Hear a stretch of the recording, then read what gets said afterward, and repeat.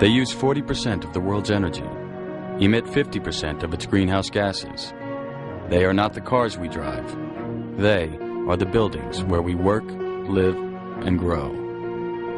Buildings designed with an unconscious disregard for nature. Adopting sustainable alternatives is not only a matter of progress, it's a matter of survival. Design E squared, the economies of being environmentally conscious. What does it mean to be environmentally conscious today? To recycle your newspapers, bottles and cans? Sure. But what about massive construction materials designed for a single purpose? What happens when the job is done? With construction waste consuming 25% of our landfills, is there not a better way to adapt and reuse our engineering marvels?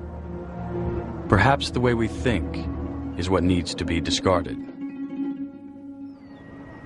Well, the Big Dig was an idea that was hatched back in the early 1980s. The idea was that the elevated central artery, which was built in the 1950s and wound its way through the heart of downtown Boston, was getting old, it was falling apart, and it was overburdened with traffic. So what to do with it? Well, you could rebuild it, or you could put it underground. So that was the basic idea. Put it underground and demolish the elevated artery and put parks and development and new public space there. This job wasn't just a tunnel. It was building a tunnel through the most densely populated part of Boston, certainly the most valuable real estate in Boston, doing it through corridors of utilities that are mind-boggling, doing it at the same time using the structural elements of the new tunnel to hold up the old elevated highways as it was still being used above. It was an incredible task. Now, 20 years later, it went from an original price tag of about $2.8 billion to the current $14.6 billion. So it became a very expensive project to build, and there's a lot of cynicism because of the problems, because it took so long and it cost more than they said it was going to.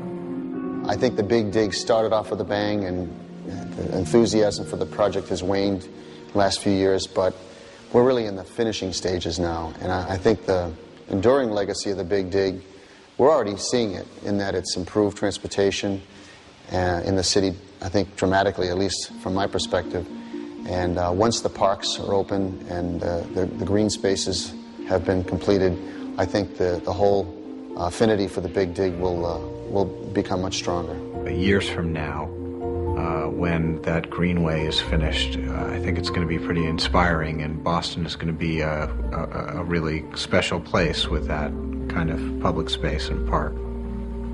But was that worth $14 billion? Not to mention the waste from demolished buildings, bridges, and temporary highways. The dismantled central artery produced 20,000 tons of concrete and more than 38,000 tons of steel. Who on earth would find this inspiring? I've been on the project for 11 years, so my job actually changed over the course of that time. I started out as a project manager running a single project, which was one of the first tunnel sections. But over the last 8 or 9 years, I've been a vice president of one of the major construction companies in the project. Well, anytime your project is a federally funded transportation project, there's certain standards that have to be met. Obviously, if it's going to be a bridge, it's going to carry passengers every day. It has to be the best there is, and the scrutiny that the materials receive when they're being manufactured is it's so intense that it guarantees it's the best material you can buy. That's all the more reason that it should be available for reuse, because it's great stuff, and it's built to last a long time.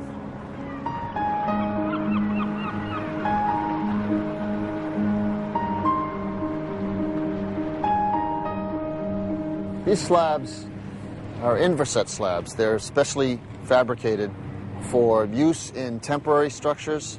When you want to build a bridge quickly, you incorporate the steel beams into the pouring of these concrete slabs, and they can be assembled in short order when you want to build a temporary structure like the ones we use in the central artery. They suggested that we take the last 40 or 50 panels and break them up, basically crush them up and destroy them. And I asked if we could take possession of them rather than get paid to crush them up. And the state agreed, and they asked me in the meeting, what are you going to do with the last few panels? And I told them I was going to build a house, and everybody in the room started laughing. But I wasn't. I was serious, and the design of the house started to take shape that day.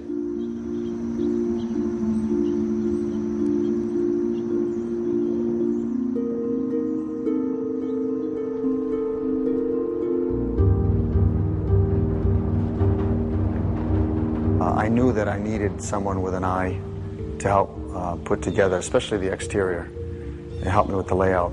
And I really wasn't looking for the architect when I found him. I was looking for a piece of land. I'd pick a spot of town and I'd run up and down the streets just looking for a vacant lot or a for sale sign. And I was running through Cambridgeport one day, and I turned the corner and I saw this fantastic minimalist house. It was just something you don't see in Cambridge very often. So I saw the name on the sign out front, and when I got home I emailed Single Speed Design. I referred to it as Junkyard Wars meets Habitat for Humanity. And when he first read it, he thought it was a prank. And I think he was a little bit tentative on responding, but he eventually did.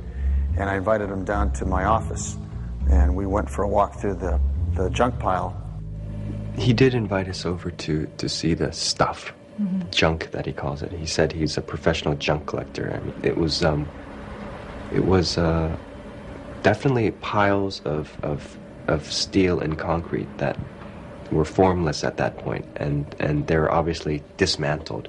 And it was fun looking at things, and he was very well versed in their technical abilities. Like, this beam can span this amount of distance, this slab can hold this much. So it was actually very exciting to not see this stuff as junk, but to see it as potential. We asked Paul can you put this thing in the top, or how much this thing can support, and it's a simultaneous like a brainstorming.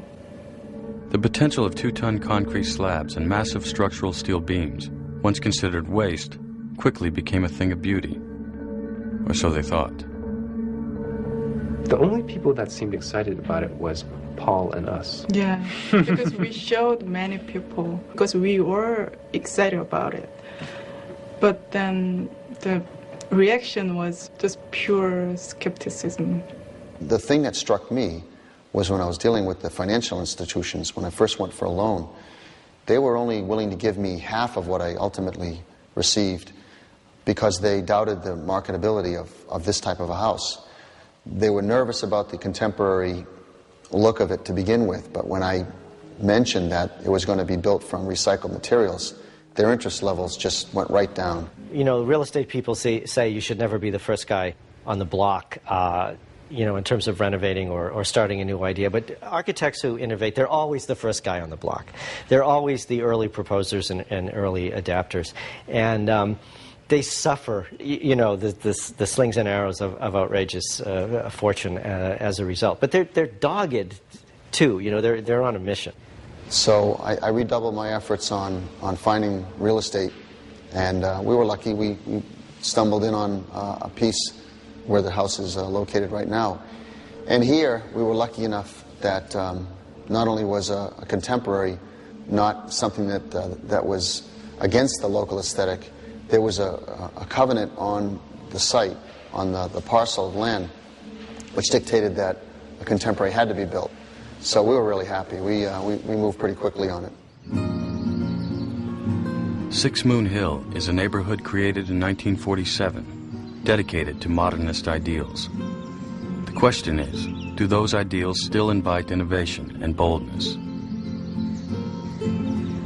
What you've got is a small group of people who trained with Walter Gropius, who went into a neighborhood, got some land, and said, we really want to make not a house, but a neighborhood, and that's going to be a model for a way to live. And in this way, it harkens both to very profound and deep threads in American culture that have to do with utopianism. I went for an individual meeting with the then chairman of the Moon Hill community, Dick Morehouse, and he was really a wonderful man, and he brought me in his house, and he looked at the plans, and as a professional architect who designed his own Moon Hill house, after looking at the plans, he said, that's lovely, and I'm very excited, but you'll never build that here in a million years. So we took that as a no, and we went back to the drawing board, and we tried to look at what they would want as we thought, what were the elements of the Bauhaus that they would want us to replicate. They wanted us to actually follow the 40s and 50s aesthetic, and the only exposed structure they wanted us to show were 6-inch round metal columns. We don't have any of those in our building, so that was it. We decided we're not going to give up. We'll go back and we'll change it. In fact, John and Ginny, I believe, came up and drove around the neighborhood and picked off key aesthetic features of the other houses and came back with a design that was eventually accepted.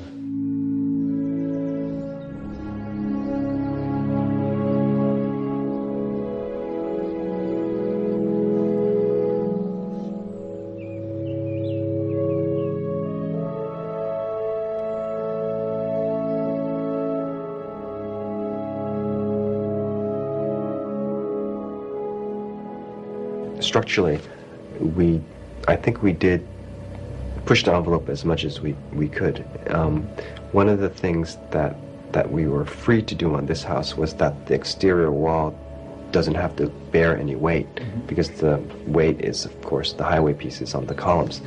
So there was a lot of freedom in the exterior way we made openings. The thing that I wanted to do with the house, and I think John and Ginny and eventually Christina all agreed on, was that we would try to make as big a space as we could. We really wanted to try to utilize the materials, the best characteristics of the materials, which allow you to do big open spaces. So we want to bring in like airy feeling inside, and the site is really well preserved actually. So there's many big trees.